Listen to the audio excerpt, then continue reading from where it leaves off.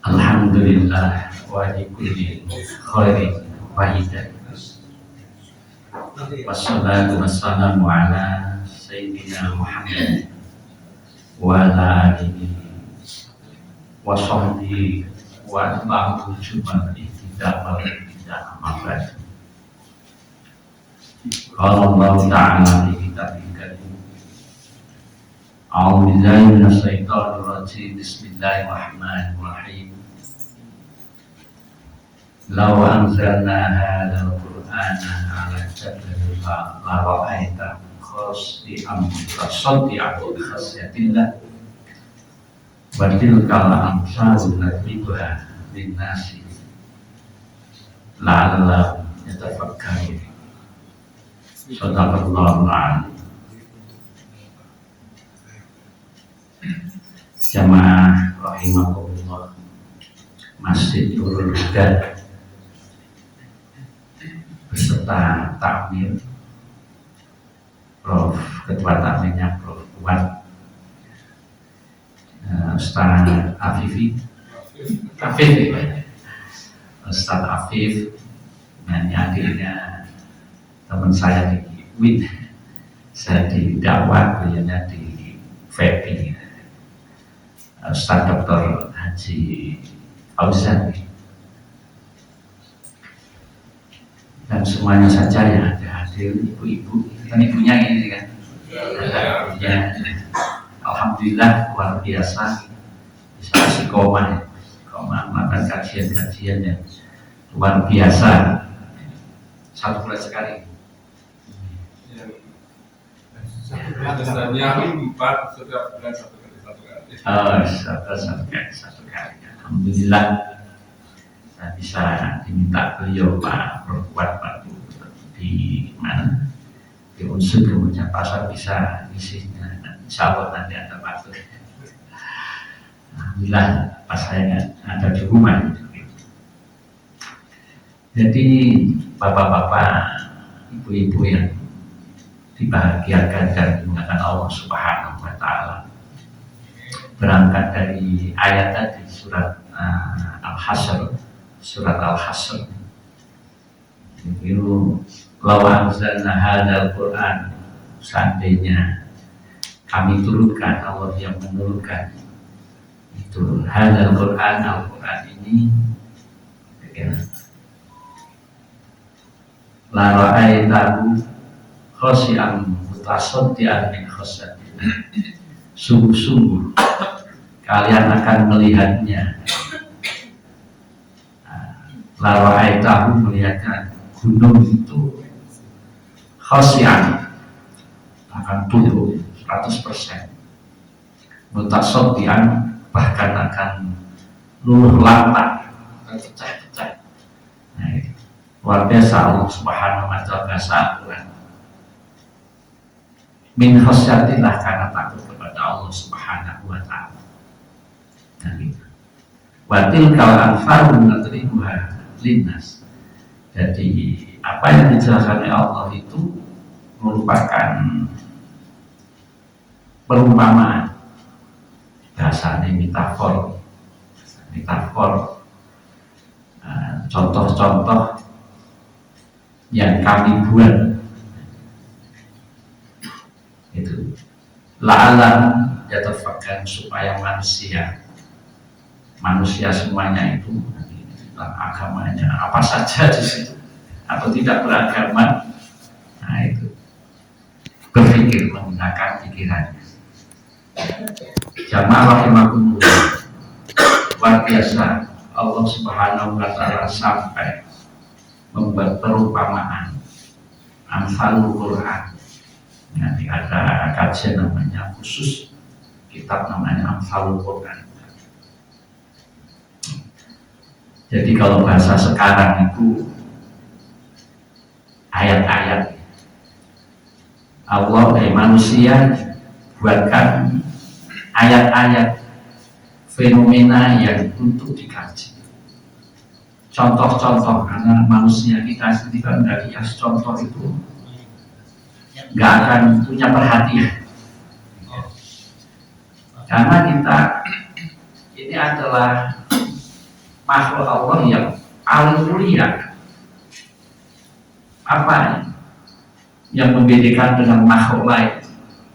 Ya, tumbuh-tumbuhan, kemudian hewan, semua yang ada di alam semesta ini, hanya manusia yang diberi akal tadi. Bagaimana akal kita semua diberi akal manusia itu untuk tadi digunakan. Karena apa? Saya terkait dengan kitab namanya Risalatul Mustashidi, ulama sufi ya, juga ahli filsafat, juga ahli akhlak itu.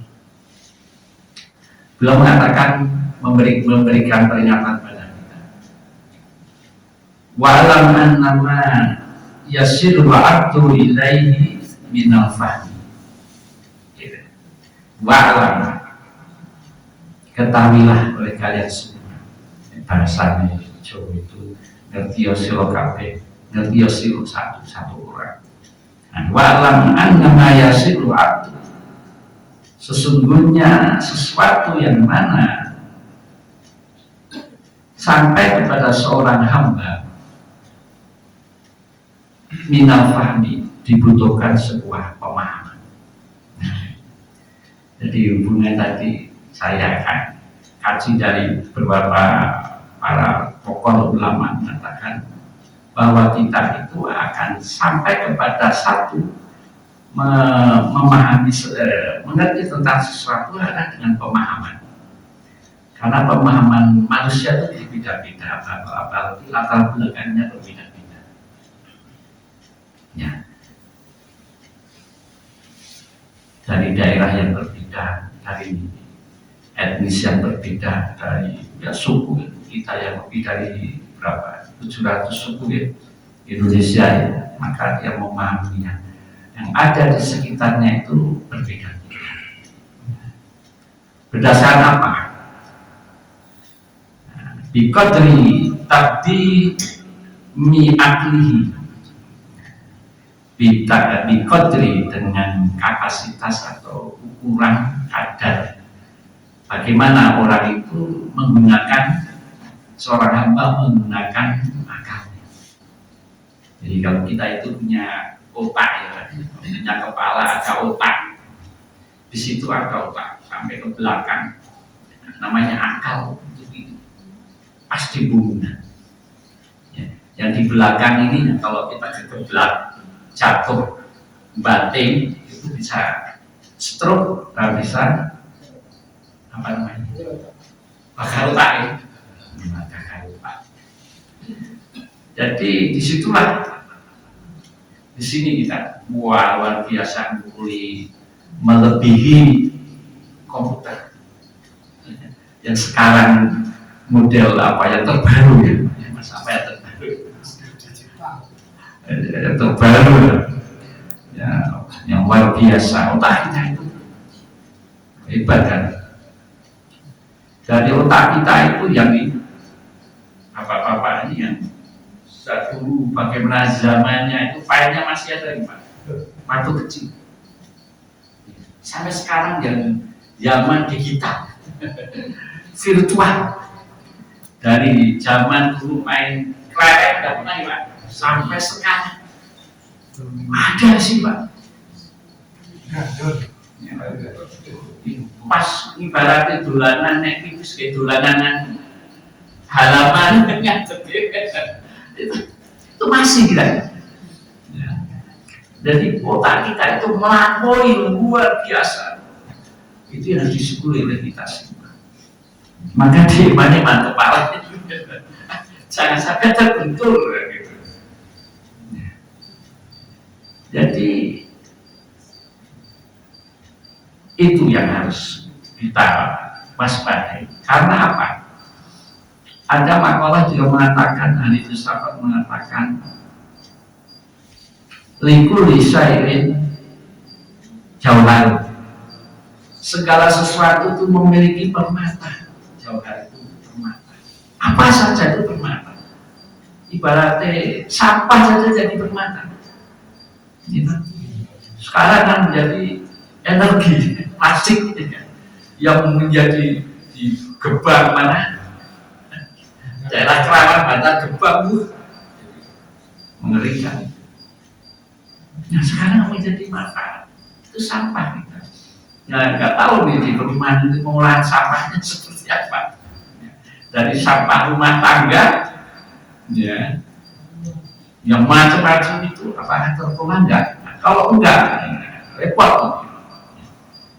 Dan jadi ada tradisi kita biasakan memilah sampah dari dapur, sehingga tidak ada masalah. Jadi sampah itu akan menjadi uang dan menjadi pupuk kalau bisa masing-masing dikelola betul-betul pakai apa namanya tempat yang ada takakura ya. Kalau saya aktivis bergerak sampah jadi jadi bisa nggak bisa beli pupuk ya. Di rumah nggak ada yang makan nasinya, nggak ada yang makan kurang, buat pupuk jangan dibuat nanti tinggal kasih air pesusan gitu. Nah, ininya sampai 3 hari ditutup rapat sudah keluar jamurnya, kasih apa namanya minuman yang kecut itu yang ekstrak Yakult ya. Udah kasih Ajinomoto sedikit nanti 7 hari sudah tadi apa namanya pupuk nyemprot. Nah itu dari situ saja sudah bermaklum yang lain sama-sama dapur. Ini kalau kita bisa menggunakan tadi dari beberapa contoh kemudian kita bisa mengelolanya sehingga nggak perlu bau, akhirnya bisa punya pupuk sendiri yang semi organik dan sehat bagi kita. Ini kan amsal. Banyak orang yang melakukan kemudian kita mencontoh itu watak manusia, kebiasaan manusia tadi. Nah di situ kan liku lisain jauhar, wajauhar insan aku. Permatanya manusia itu akan kita akan nasib kita akan ditentukan oleh akal kita atas bimbingan Allah Subhanahu wa Ta'ala. Kan begitu.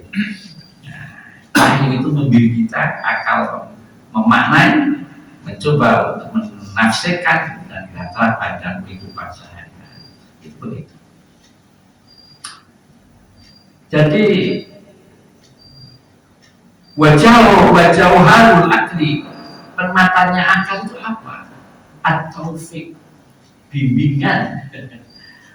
Ya kan orang sana Tiongkok yang ATSD pinter-pinter hebat-hebat tapi nggak ada taufik, nggak ada yang membimbing, mungkin nggak ada yang mendakwahinya, nggak ada. Jadi ya kayak gitu, ATSD materialistik kan gitu, ukurannya kayak udah uang terus semua diukur itu.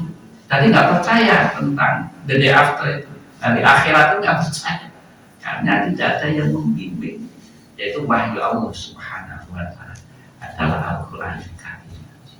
Nah disitulah letaknya akal tadi. Wa maujudi ilmihi bitaqwahu lillahi wa ta'ala. Ini kita ya ayyuhalladzina amanu taqullaha wal tanzur nafsun ma qaddamat. Hai manusia beriman, gitu kan. Baltan diperhatikan, kamu harus memperhatikan, hendaknya memperhatikan. Gitu. Maka damat ridwan tadi, apa saja yang peristiwa yang telah berlalu, yang lalu kita itu. Nah, untuk apa? Untuk masa depan setelah mati kita, di masa depannya. Jadi proses dalam dunia itu harus diperhatikan untuk sampai kepada setelah hidup, setelah mati. Nah ini mereka nggak percaya dengan itu. Nah, jadi maka yang disasar itu adalah orang-orang yang gitu. Jadi apa di situ? Sehingga hidup kita itu untuk menggapai hidup setelah mati, kebahagiaan setelah mati itu adalah wa maujudi ilmi bitaqwa. Jadi realitas wujudnya ilmu seorang hamba tadi yang sampai itu ada dengan apa? Dengan takwa kepada Allah Subhanahu wa Ta'ala. Akal untuk belajar seperti malam hari ini kita kaji satu persatu untuk membimbing kita dalam rangka memelihara hubungan kita kepada Allah Subhanahu wa Ta'ala. Jadi hubungan Allah itu nggak ada kajian, nggak mungkin, nggak akan mungkin. Ini kan luar biasa pahalanya. Dari rumah tadi sebelum maghrib, langkahnya tadi itu jamaah, pahalanya luar biasa. 27 derajat, satu derajatnya dihitung 1 juta itu kira-kira rebutan kebut. Bagi mereka yang sholat nanti akan dikasih 20, nggak usah derajat ya, 27 juta satu bulan.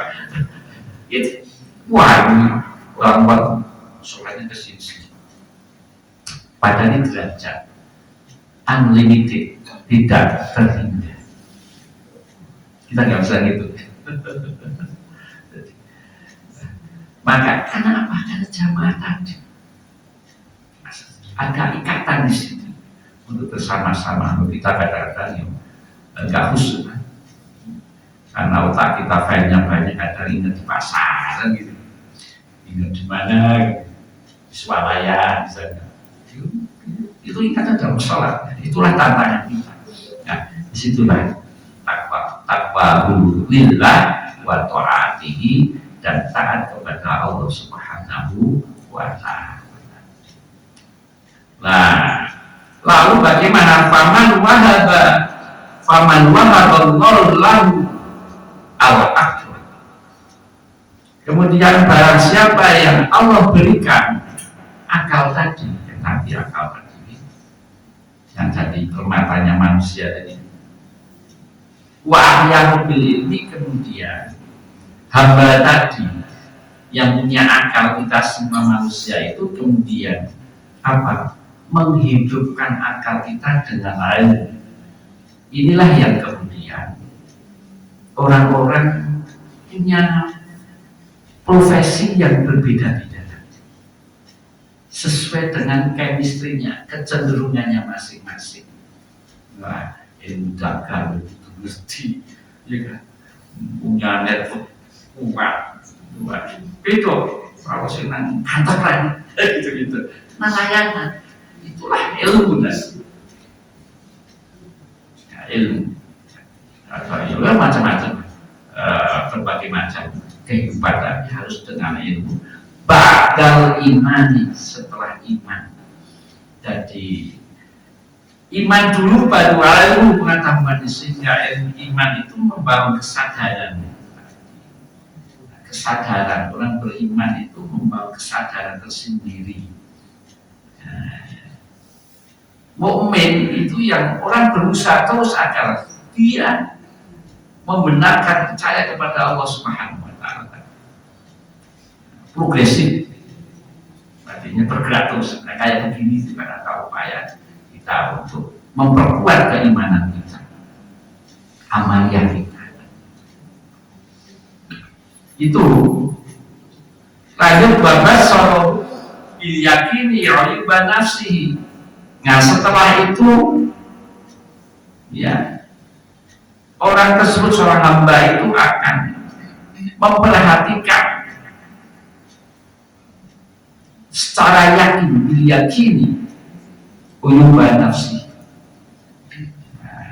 kelemahan dirinya sendiri.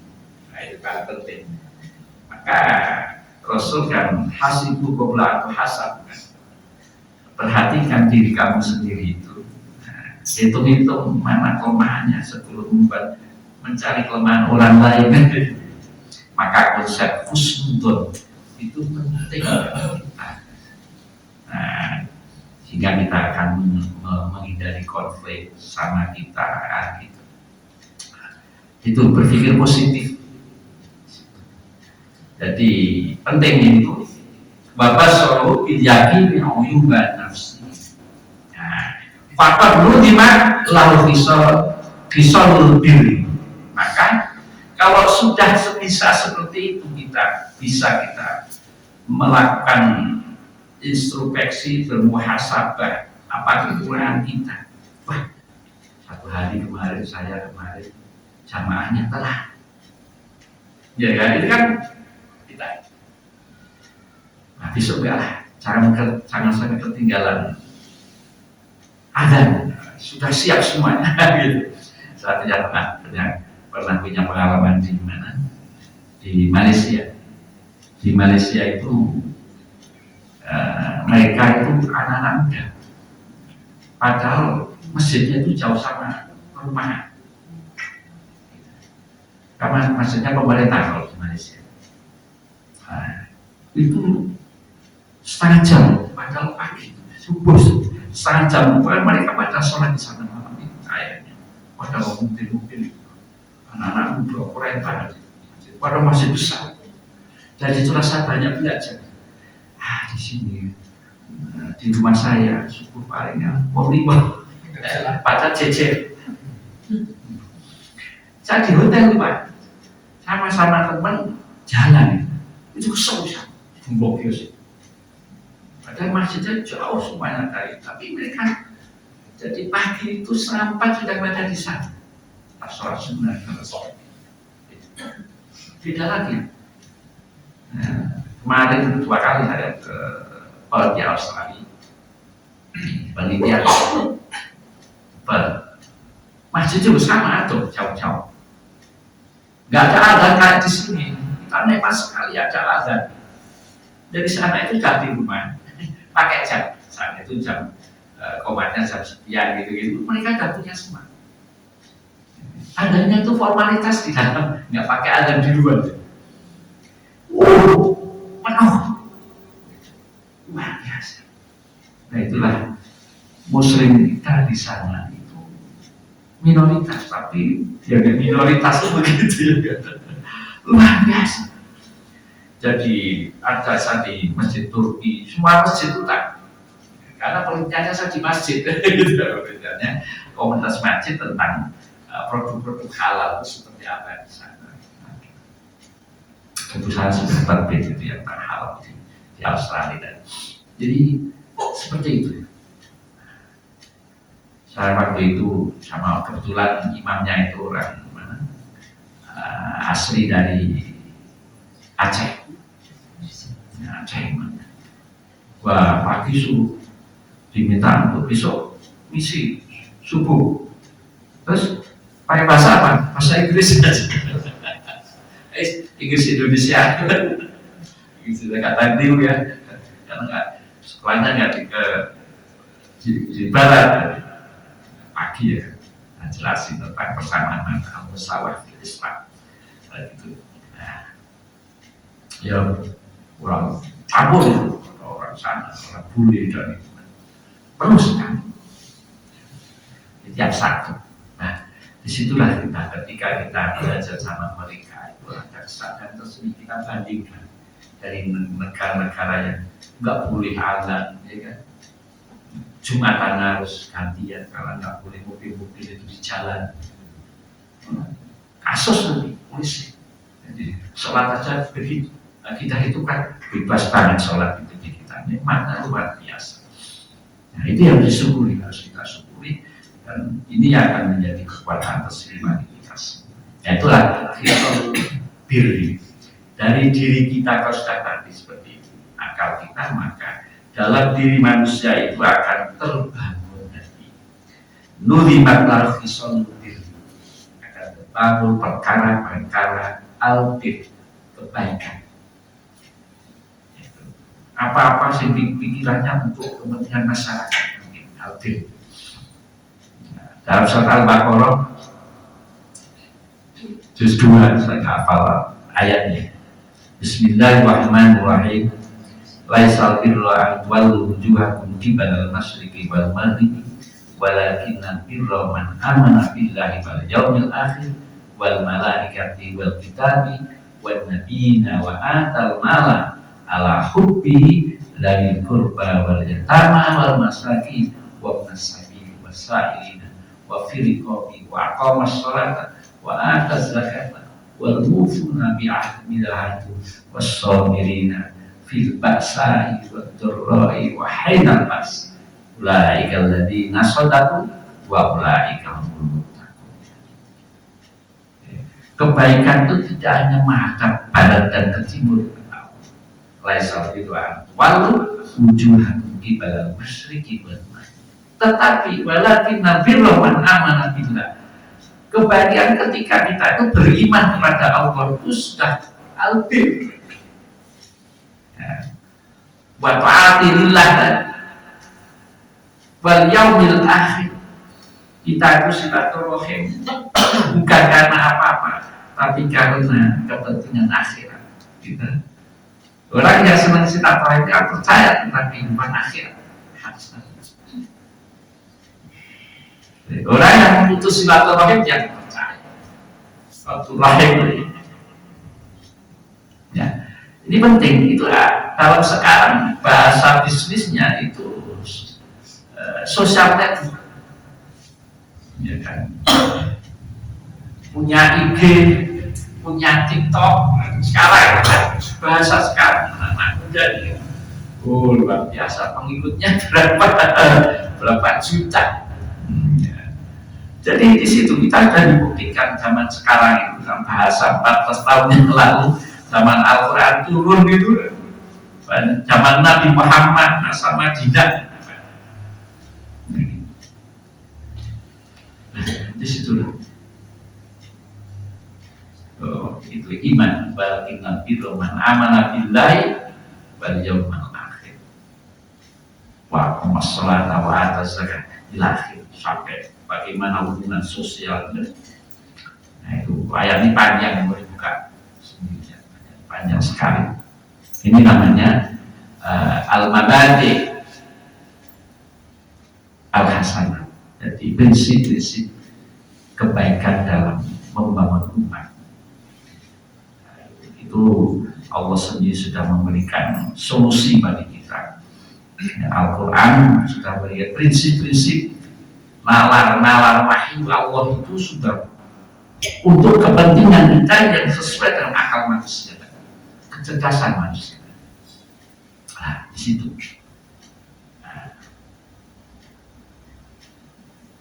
Wa kullil ilma min ahlil khasyah. Kita itu mengambil ilmu dari komunitas para ahli yang takut kepada Allah Subhanahu wa ta'ala. Itu aneh kan? Saya itu kuliah S3 di mana? UGM, belajarnya sama buku-buku Yahudi. Tapi karena mereka punya itu ya kan, ilmu sosiologi itu kan banyak filsafat itu kan dari Eropa, ya kan, Perancis, ya kan. Nah, tapi nggak dipakai, hanya dipakai untuk menganalisis saja, ya kan? Bukan untuk diamalkan, tidak, untuk menganalisis bagaimana persoalan-persoalan itu kita paham bersama. Nah, bagaimana sekarang tadi ahmin ahlil khasyah, orang yang takut itu seperti apa? Di sini dijelaskan oleh mu'alif, ya, pengarang kitab, yaitu Al-Alamah Al-Fairuzi Al-Abadi di kitab Basair Ladhi Tamyiz. Nah ini yang dimaksud ahlul khasyah itu ya apa itu? Jadi ini afar taqwa wa basairu hiyallati ja'at fil Qur'an. Bagaimana ahlul khasyah itu adalah sejauh mana ya orang-orang tersebut masuk dalam lingkaran orang yang dijadikan Allah, yaitu tentang kebahagiaan. Nah, itu kan. Wa amal bisyarat allati basyarallahu ta'ala biya al-muttaqin fil Qur'ani fasabul wa'is. Jadi orang yang ahlu khasyah itu yang dalam Al-Quran ya mereka yang selalu dijadikan oleh Allah Subhanahu wa ta'ala itu dalam kebahagiaan al-bisyar. Nah, ada 27 dalam Al-Quran yang tersebar dalam Al-Quran tentang hal tersebut. Saya nggak akan bahas semua. Nah, yang saya bahas yang pertama adalah al-busra bil karamah. Orang yang bahagia karena kemuliaan yang dijanjikan oleh Allah di situ.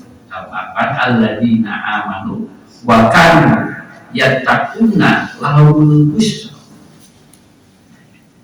Mereka orang yang beriman itu adalah mereka bertakwa dan dia itu mendapatkan kebahagiaan, sesuatu yang membahagiakan. Nah, itu yang pertama, al-busra al-karamah tadi. Yang janji Allah. Maka itulah yang tadi menuntun akal kita. Jadi kita semua itu kan tadi kita kembali kepada kekuatan pikiran kita. Akal dituntun. Jadi di sini kita itu berpikir atau proses masuk akal, kemudian kita fokus. Nah, setelah fokus kepada sesuatu yang kita pikirkan, kemudian dia akan mengirim pesan itu di perasaan kita. Setelah kita merasakan sesuatu, kemudian kita menyatakan sesuatu, mereaksi sesuatu. Anda lewat mobil, truk, papasan sama makan dengan sumber, truknya sampah. Nah, di situ ketika mendengar lihat itu ya semuanya kita lihat pasti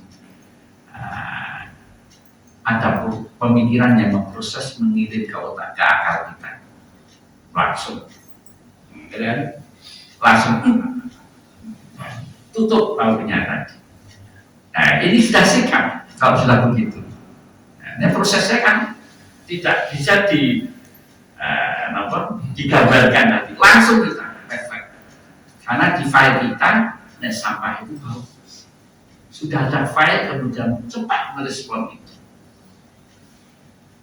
Nah, disitulah artinya pikiran kita, akal kita itu dipengaruhi oleh faktor-faktor yang ada di luar kita.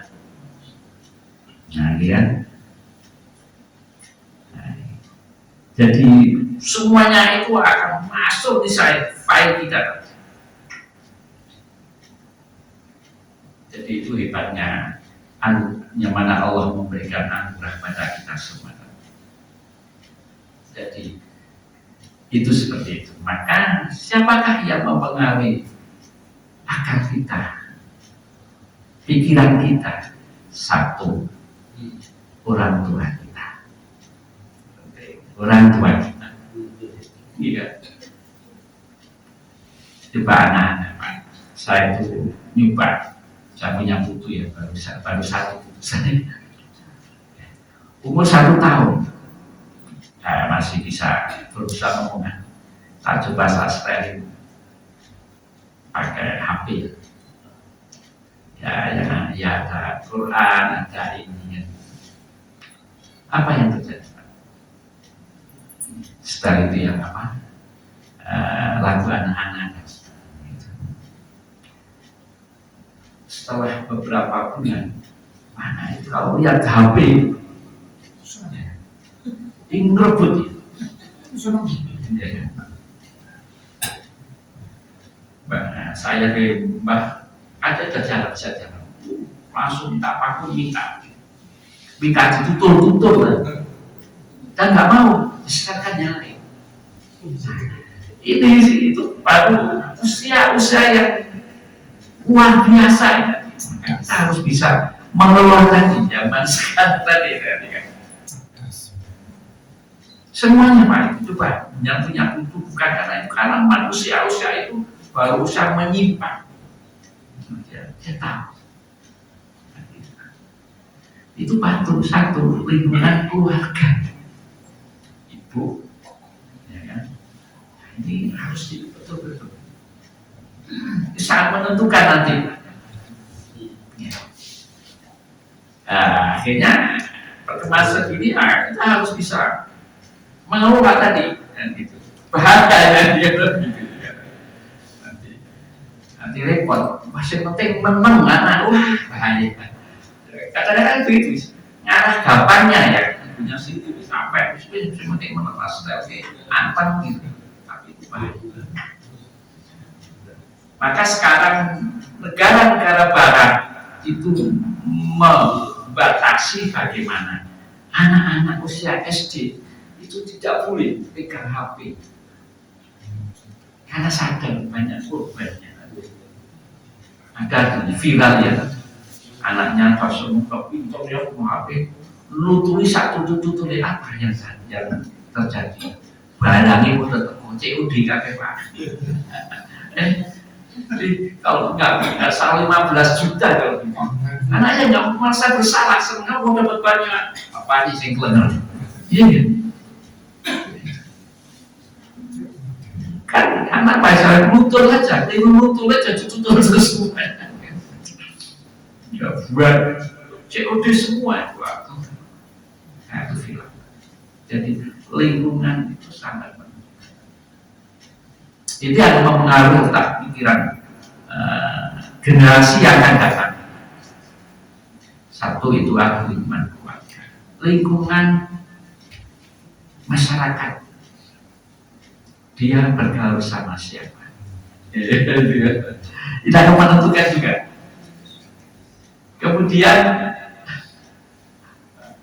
yang selanjutnya sekolah.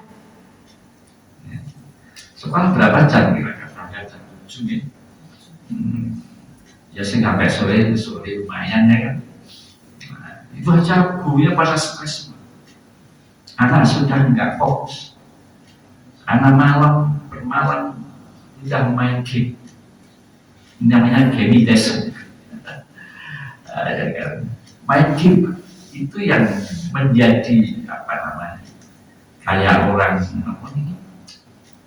mabuk itu namanya. Kecanduan. Ya.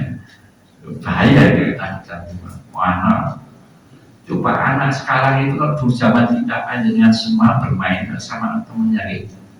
Main apa saja kan butuh teman. Main setin gitu ya, diri-dirian ngajak teman. Ya kan main sepak bola, ya nggak bisa sendiri ya kan. Sekarang main sepak bola sendiri, nggak bawa cewek. Iya enggak? Wah, taman nggak mau sendiri. Gadget.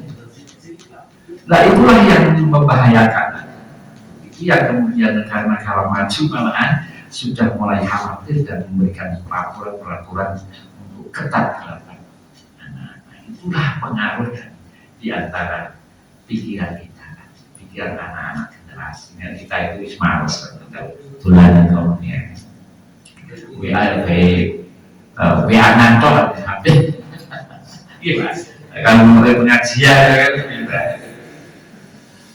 Jadi itulah diantara masih banyak lagi lingkungan yang membentuk kepada anak tadi. Selain tadi medsos tadi ya, itu menjadi gempa. Itu yang kita semua tidak mampu mengendalikan, termasuk mahasiswa sekarang. Sudah ini cari lagi, kayak tugas sudah nutul di HP sudah jadi Pak. Coba gimana? Biasanya kalau nggak belajar kita kalah dengan anak-anak. Wah bisa lengkap. Saya bilang sama anak saya, kamu anak saya perempuan, kamu sekolah di negara maju itu, kemudian di Australia, ambil S2, tentang ini pemasaran digital dan dia menguasai. Ini di Indonesia begini, mana caranya itu? Ya diajarin. Jadi anak itu pakai tadi ChatGPT, yang macam-macam berdiri dan lain sebagainya itu. Tugasnya dari mana saja bisa. Jadi dosen itu sudah dapusi ya, gitu kan. Itu semakin canggih kan, kalah. Hacker juga sama. Jadi pencuri itu lebih maju ternyata dibanding kita.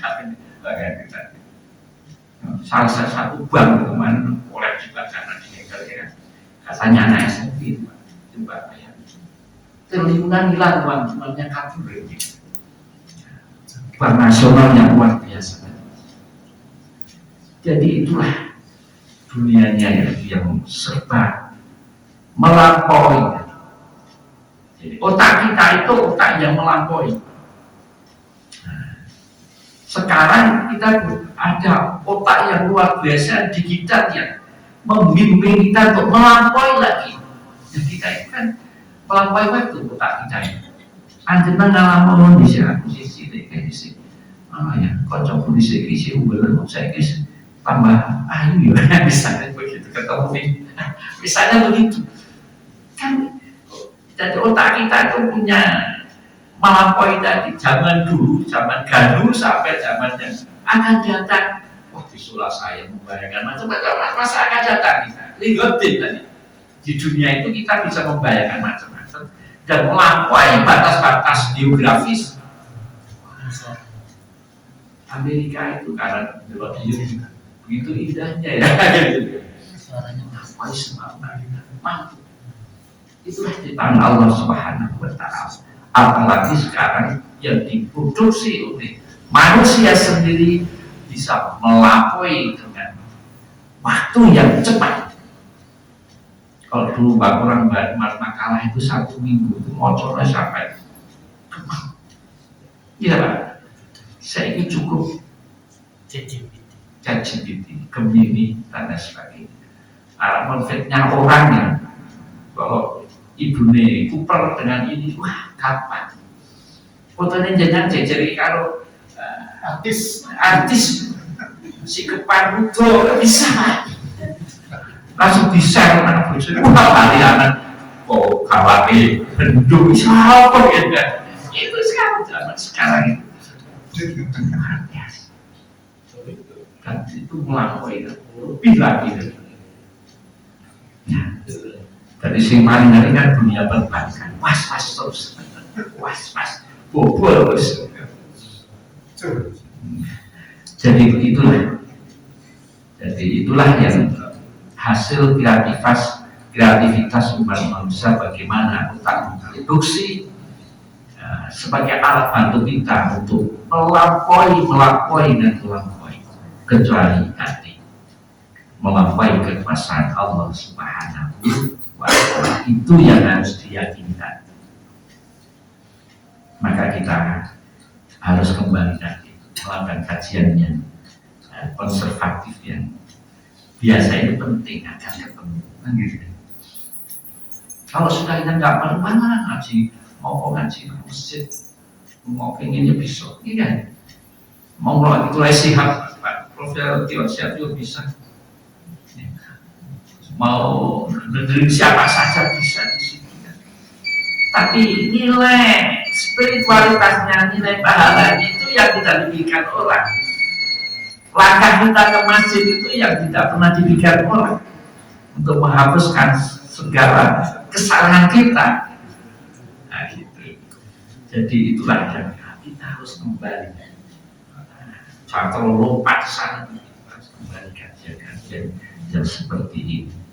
Ini sama bisa selesai. Jadi itu yang saya sampaikan. Mudah-mudahan pasti ada kekurangannya dan yang kurang juga saya sendiri. Mudah-mudahan Allah membimbing saya dengan semua memahami dari namanya Al-Quran dari watil kalam nadribuha linnasi la'allahum yattaqun. Kita jangan sampai lepas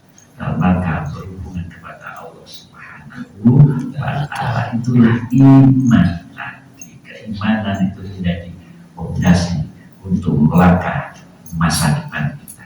Wallahu a'lam bishawab. Wabillahi taufiq wal hidayah wal inayah. Nasrullah wa fathul qarib. Wassalamualaikum warahmatullahi wabarakatuh.